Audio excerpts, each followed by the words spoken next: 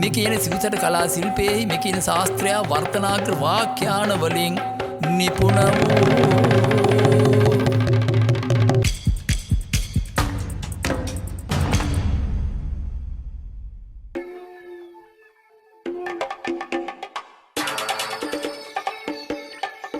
කියන්නේ මම දැක්ක විදිහට ලස්සන නිර්මාණයක් අද මම නරඹුවේ.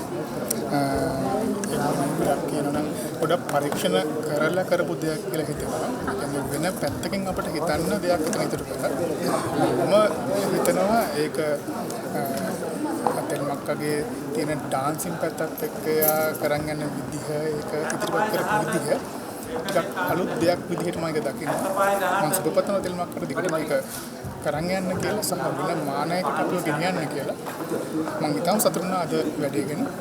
තම සන්තෝෂයි.